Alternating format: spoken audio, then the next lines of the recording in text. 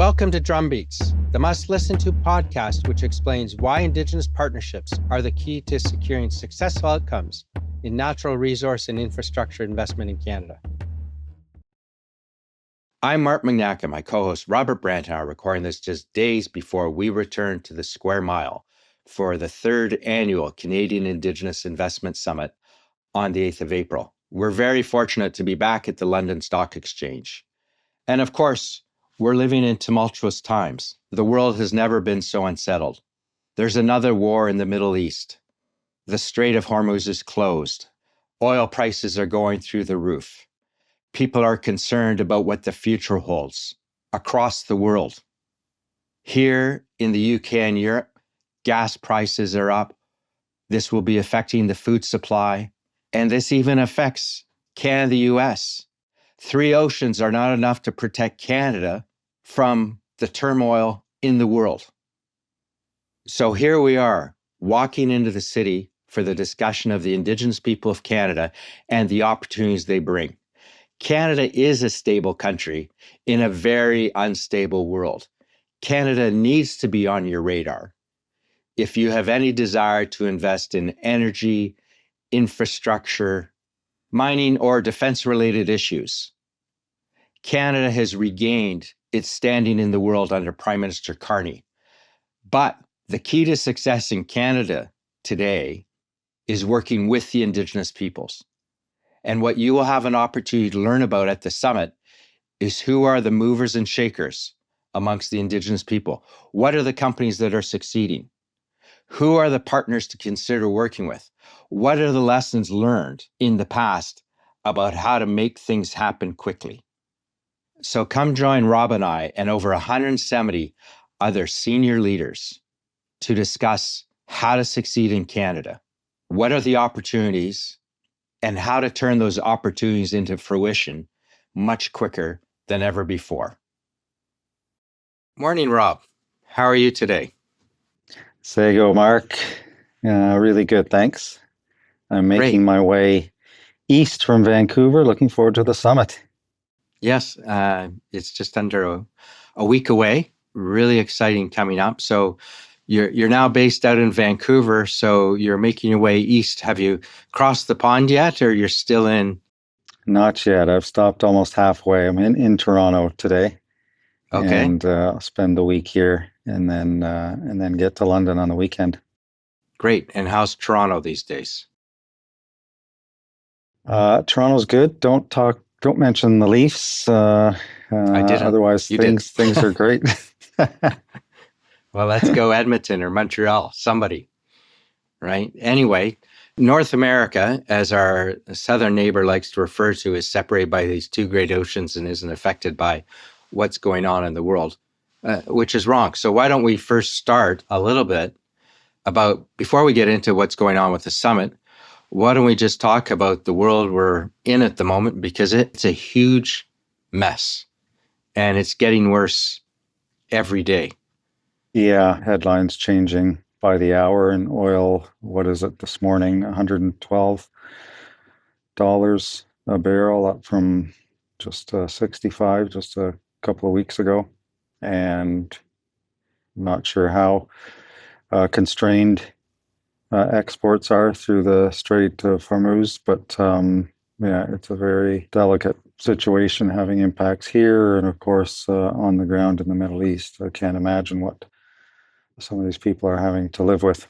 Terrible. I think actually, unless you have an Iranian pass-through, the straits at the moment, it's effectively closed. And just this morning, we're recording this a couple of days before it's going out, there was a Kuwait oil tanker off of the UAE that was struck.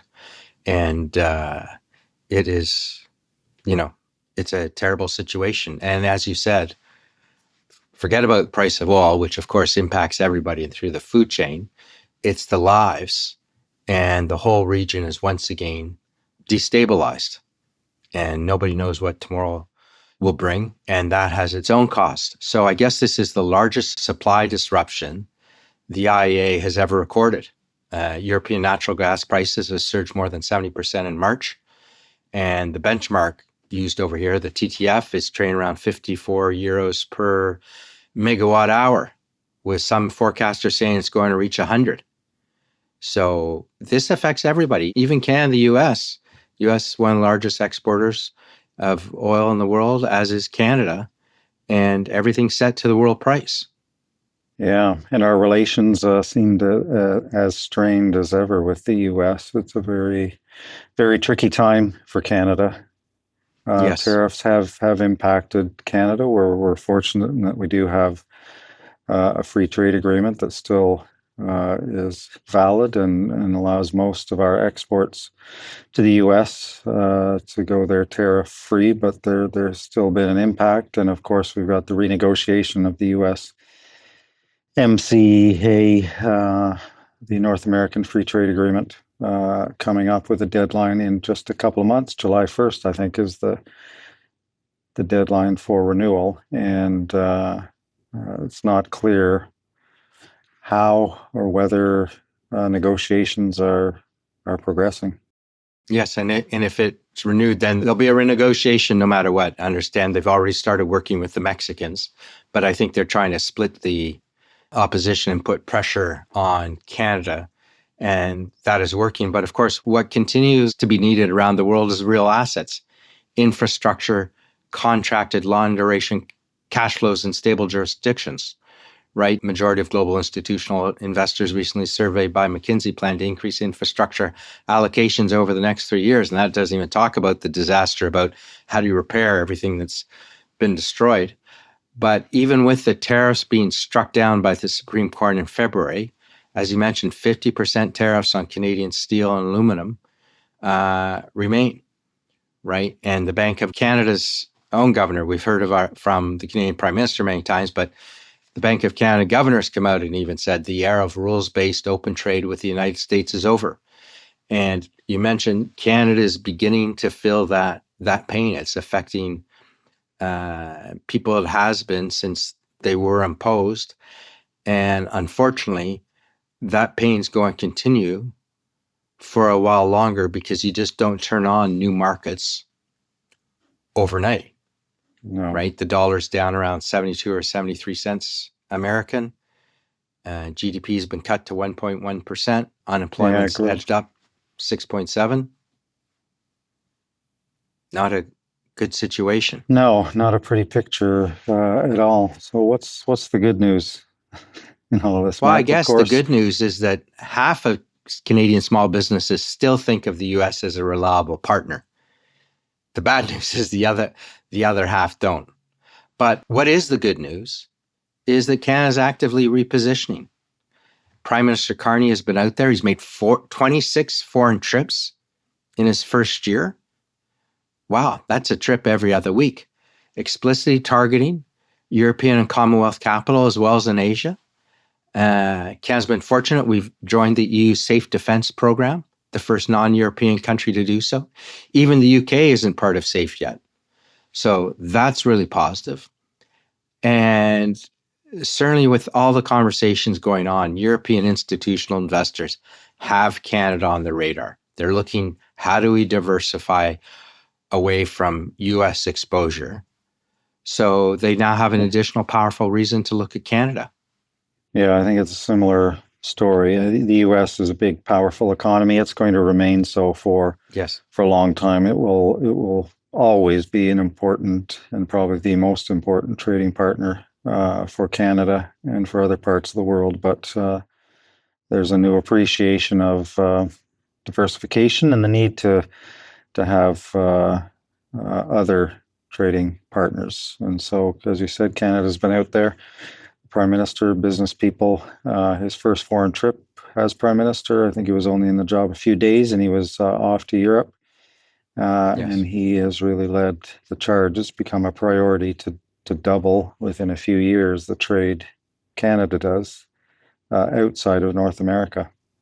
Yes, and by eliminating barriers within Canada too, that will not be another significant gain within for GDP and growth in Canada. Canada remains AAA rated, lowest net debt to GDP in the G7, rule of law, and a common law framework. So it is the most natural alternative to many people in the English-speaking world. And although the US will continue to be everybody's thinking twice with the current administration is time-bound. And of course, we are not going back to what it was before. But if there's a degree of stability and recognition of interest, hopefully the future has opportunities to benefit from a more stable relationship. Even if the relationship's changed, at least it won't change every day, right? So that's the backdrop of where we're coming Absolutely. into. Yep. But I think also there's a new appreciation of the vulnerability of supply chains and the need to have reliable partners. And that's something you hear Canada talk about, the need to have reliable trading partners. And if it's one thing Canadians are known for, it's reliability and Yes. honesty and fair dealing. Yes. And put that together with all of the resources, natural resources that we have in this country, and the educated workforce and the creativity, the business people, and the emerging Indigenous economy and population that's playing a more and more important role in all of it. Yes. It adds up to, yeah, I think that's where the opportunities are. Absolutely. And one thing you don't hear anymore is anybody saying, oh, what's the difference between Canadians and Americans or between Canada and the US? That is clear. And with, as you've mentioned, with the role of the Indigenous people changed, and now they're playing their foundation role in the country, that's a huge added benefit for Canada. And actually, the relationship with the Indigenous people, now that it's recognized in the Constitution and UNDRIP, that rule of law has been demonstrated time and time again. So let's talk about the summit that's taking place on the 8th of April at the London Stock Exchange in the heart of Square Mall in the shadow of St. Paul's. And that choice of venue is not ceremonial. We have chosen it, and you and I and Siwan talk a lot about, where we go and have the summit, and we're back for the second year in the row at the London Stock Exchange. We've always been in the city since we started, but it talks about the type of conversations that we're setting out to have at the summit. Yeah, absolutely. Really excited, Mark. This is our third annual summit. Couldn't come at a more important time for the reasons that we've discussed. And we'll be back right at Center Ice in the heart of the city, the heart of the financial district, one of the great financial centers of the world. And investors and potential corporate partners in the UK and Europe, they are looking at Canada again differently. And it's now up to us to explain what has changed about Canada, because there were some negative perceptions, although we talk about reliability and honesty. I think there's also a perception that it's difficult to do business in Canada. It's difficult to get big projects done. And there's still a bit of skepticism, despite the encouraging words from government, about whether we can really get big projects done. And there's also, I think, still a perception in Europe that Indigenous people are against all development. And so we've got to answer both of those questions. What's changed about Canada? Has it really changed? And are Indigenous people supportive of that change? And are they part of that story? And so those are the messages we're going to bring loud and clear. We've got a fantastic gathering of Indigenous, non-Indigenous leaders, and some great names, some big companies, some big investors, and we're going to have some great conversations. Yes, so the day runs on the 8th of April from 8 a.m. to 6 p.m. We're having a small drinks reception, as is traditional to follow. And we've got 4 investment themes running across 2 different rooms, auditoriums almost, at the London Stock Exchange: mining, energy, infrastructure, and the circumpolar frontier, which is Canada's north and the Arctic. The sessions this year are moderated by practitioners and journalists. They're not facilitators. And the panel discussions, as you mentioned, they are meant to be substantive and the questioning will be rigorous. It's not a conference where anybody reads from slides. In fact, there are no slides. Sometimes we'll show a map so everybody knows where some of these locations are. And the agenda is public. It's been up on the website for the past number of weeks. And we've got some episode notes set up on there, and registration is by invitation.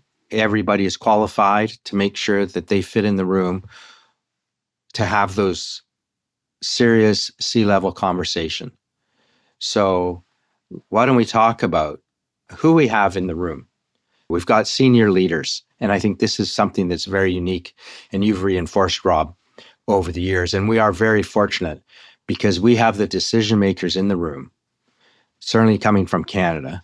And then we have global energy majors, critical minerals companies, infrastructure, engineering firms, capital market institutions, institutional investors who are managing significant infrastructure allocations. They're not policy observers. This is not a theoretical discussion. These are people with mandates who look at deal flow all the time and they have decisions to make. And we've been very pleased, more registering every day, every hour. Last year we had close 140 attend, and it was the largest gathering of Indigenous people from North America in modern history, and certainly probably back 300 or 400 years. And this year we already have close to 170 people registered and still a few more days to go. So we're very pleased with the support we're receiving from everybody and the interest in the summit, because we have put this together so the Indigenous people have an opportunity to tell their story directly.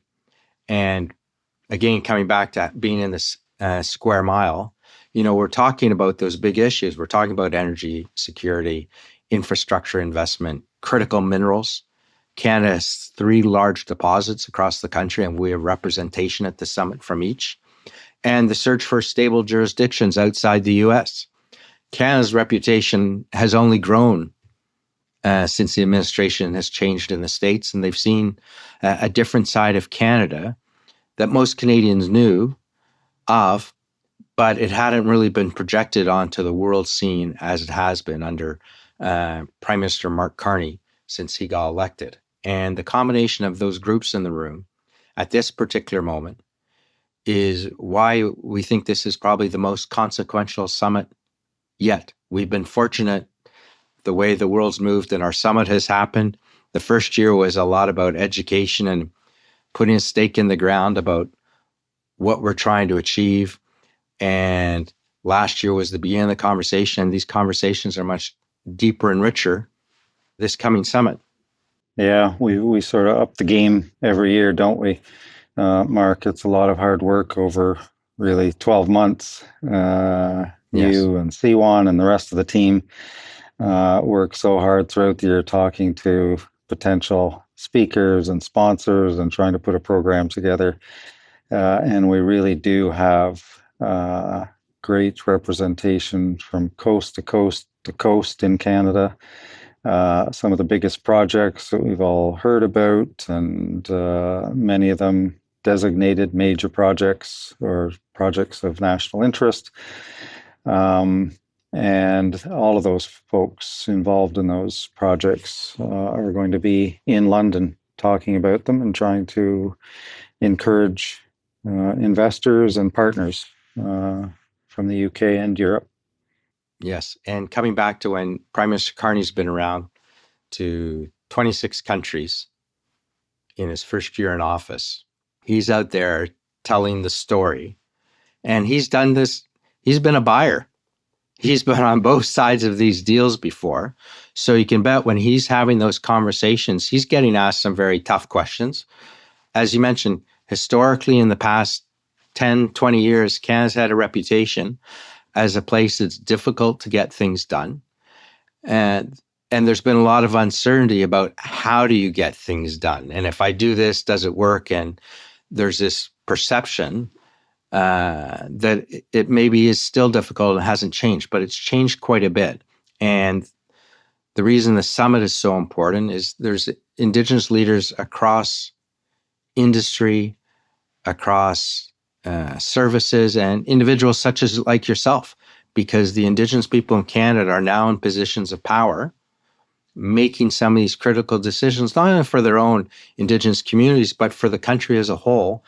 And you bring a different perspective. The Indigenous people bring a different perspective to Canada and what the future can be by working together, by respecting communities' rights.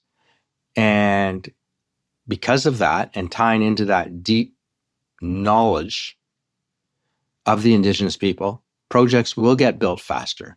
There'll be less risk because you're dealing with people who actually know and are not concerned, oh, this is a 5-year thing, I'll be gone somewhere else.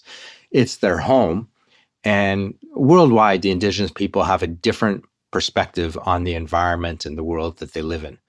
So when things get done in Canada, they're built to last now, which is fantastic. Let's talk about some of those conversations, Rob. Let's talk about the first one, because this is what Prime Minister Carney has been out there talking about and many people are interested in.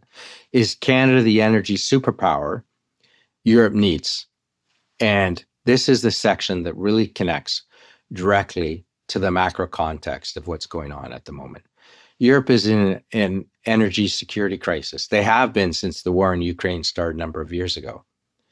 Canada has the supply, but every major Canadian energy project that is advancing has an Indigenous equity partnership behind it.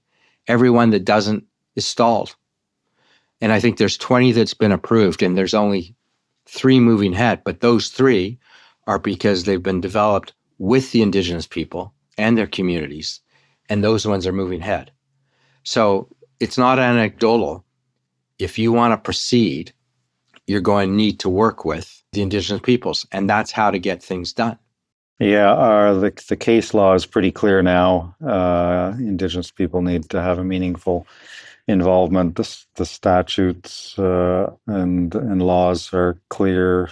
The new law in Canada that around major projects requires Indigenous involvement. So it's just you don't get anywhere without involving the local Indigenous community in a meaningful way anymore. Right. And the LNG has now started to flow from the West Coast over to Asia. I think the first shipments arrived in the past few weeks or months, and that couldn't have come at a better time.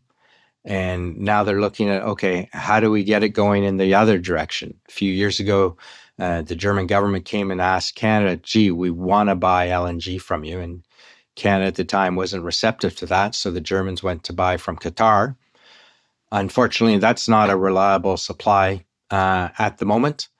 And the Canadians have even mentioned, well, America, if you really want some oil, you can build the Keystone pipeline, which actually got stopped in the US. And, the pipes are sitting there on the ground. So if you have the support of the people, the Indigenous people, to get things done, there's all kinds of projects that are ready to go. That's right. You mentioned we're already shipping LNG from the West Coast. That's the LNG Canada project. That's Shell's big project, and they're looking at expansion possibly later this year. And then the Nisga'a Nation is a lead proponent for the CIIS LNG project, which is a big $10 billion project, hoping to get a final investment decision. Right, and that's one of our key conversations, the Nilissim's LNG. Do you want to talk a little bit about that? Yeah, Nisga'a will be represented on that panel, and they'll tell us about the latest status of that project. But they are a 50-50 partner with some American oil and gas companies, and Blackstone are involved in that. Total Energy is involved in that project, but also another West Coast LNG project. That will be important. And it's a different project than Cedar LNG, who was at our summit last year, because in this case, they own the land and they're working with majors to how do we build this out. So that'll be an interesting conversation. Another big theme that we're talking about is why institutional capital is repricing Canadian projects. There's over 45 billion in Indigenous partner projects advancing towards construction at the moment. And 3 years ago, the financing architecture to make that happen really didn't exist. But we now have the Canadian Indigenous Loan Guarantee Corporation, the First Nations Financial Authority debenture program. Private debt funds purpose-built for the sector are now operational. Deals are happening, the money's coming in. Yeah, when I talk about what has changed in Canada and why should investors look again, geopolitics are forcing investors and partners to look again at Canada. But when they ask what has changed in the last 10 years or so, some of these financial supports for Indigenous people to get involved and take meaningful equity stakes in project, all of that is brand new. The federal loan guarantee program, which is a $10 billion program, has really only been up and running for about 12 months. And they've provided two big guarantees for projects, and they've got something like 30 others in their pipeline now. But that program didn't exist even 2 years ago. Wow. So that's part of the change that's happening. And this session is actually moderated by the head of infrastructure debt at a major UK institutional asset manager. So it's going to be really interesting conversations about how to move things ahead and how to succeed and the opportunities that are in front of people. And we've talked about one area. We've also can talk about the CIIS model, 180 million in revenue, 44 years in the making. Maybe they would say, well, it's been 1,000 years in the making. We're finally getting our opportunity to pull it together. What do you think, Rob? Can you talk a little bit about that? Yeah, a very, very impressive group. And Chief Tammy Cook-Searson, who is the chief at Lac La Ronge Indian Band, which is Saskatchewan, middle of the country, and just this week re-elected once again.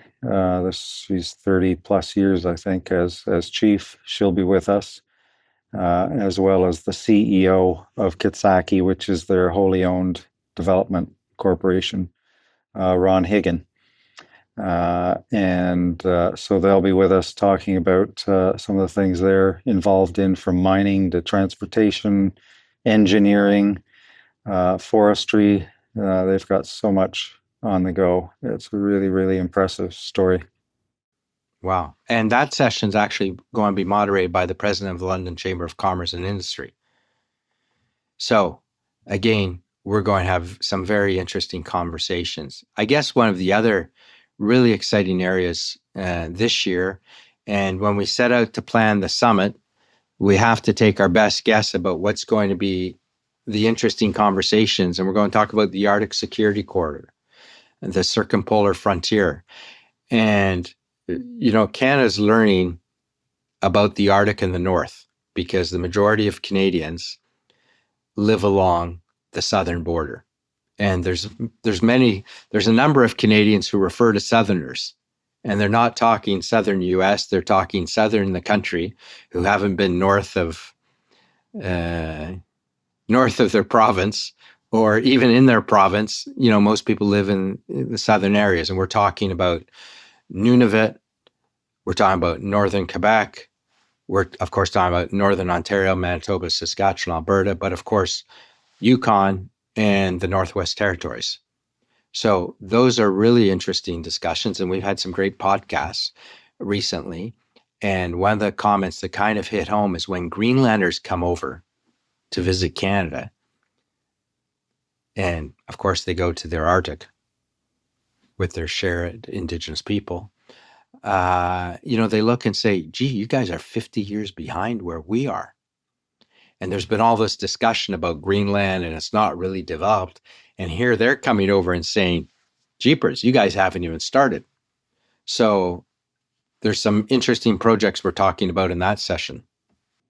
Yeah, again, really good representation across the North and some of the biggest projects that are proposed, including the Arctic Economic and Security Corridor and the Grays Bay Road and Port project, which is all linked.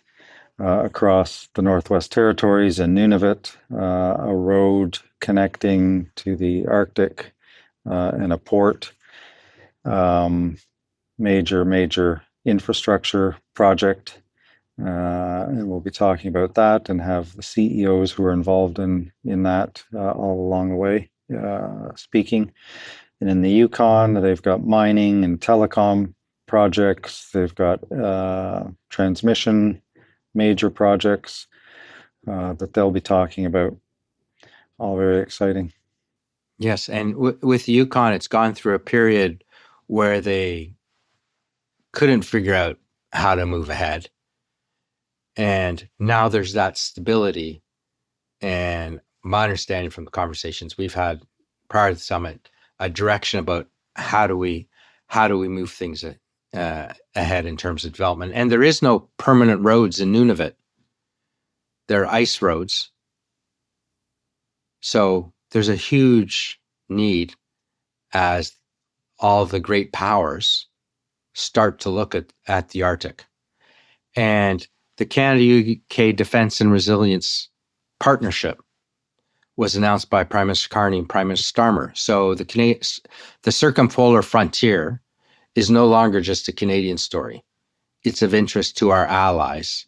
And as our allies have talked about the need to have a presence in Greenland, they're also looking for Canada to lead and support with them having a strong presence in the Arctic.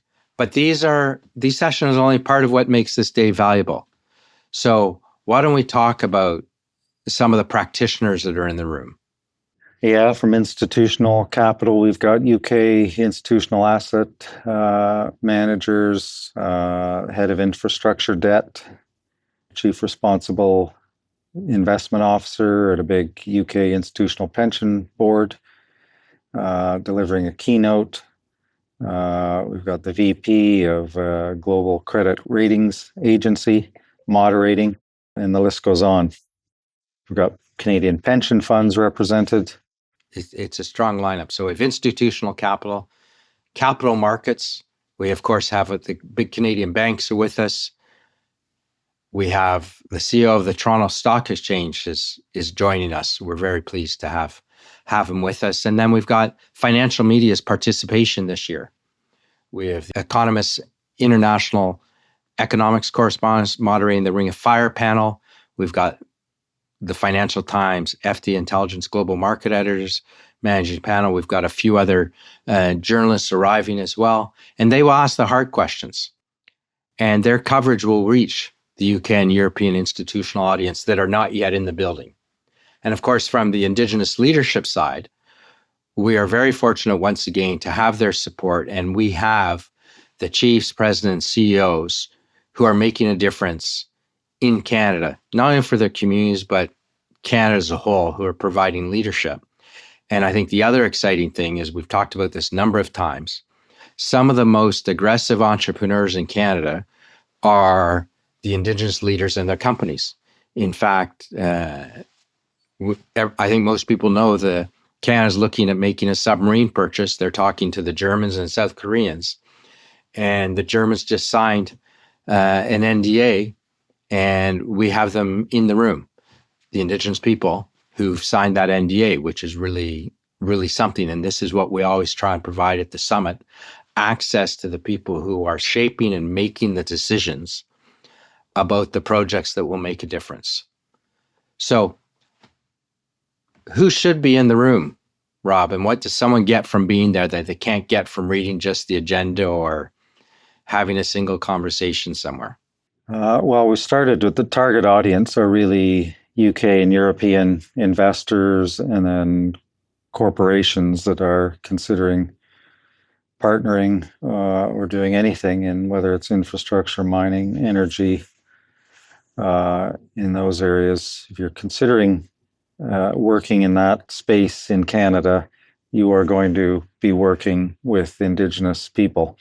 And so this is an opportunity to meet the decision makers across the country, up and down as well. And so that's the target audience, the UK investors and corporates, but we also have a big contingent from Canada coming, I think, because the speakers and panelists and others there, it's a unique gathering. And so we've got great representation from Canada too, not just at the speaker level, but many attendees making the trip over because they want to be part of the conversation. Yes, and about half the room is from Canada and half the room's from the UK and beyond. And I guess every year after the summit, and this is our third year, we get the similar version of the message from the delegates. They came expecting a conference, but they left with relationships that they couldn't have built any other way. So that's very powerful for us because this is an ongoing initiative from us. We have the summit every year. We'll be scheduling the next one for 2027 in April as well. And the most important thing is, if you're at the summit, this is where these conversations begin. And this is not people sit in the audience and just listen the whole day. You're engaging, you're having opportunities to network and talk to decision makers. So really exciting, Rob. I think you're coming over here early next week. It's just after Easter. It is Passover for some of our individuals who wanted to be involved. But it's going to be very exciting beginning of April for everyone who's at the summit, and ties in with what the world's looking for, which is stable jurisdictions, resource rich, with commercial opportunities available. And an Indigenous leadership that wants to get to know you better. So I can't wait. Looking forward to being in London. I'll see you shortly. Yes, it will be great to have you here once again. So thanks, Rob. Enjoy your trip across the rest of the country. I assume you're flying across the country and not taking the train, right? So, and Good then assumption. yeah, look forward to having you over here again, Rob. It'll be great. So we'll see you in the city next week. Now. Mark your calendars for the upcoming 2026 summit taking place on the 8th of April. Be sure to share, subscribe, and leave a review on your favorite podcast channel. Thanks for listening to Drumbeats. Until next time.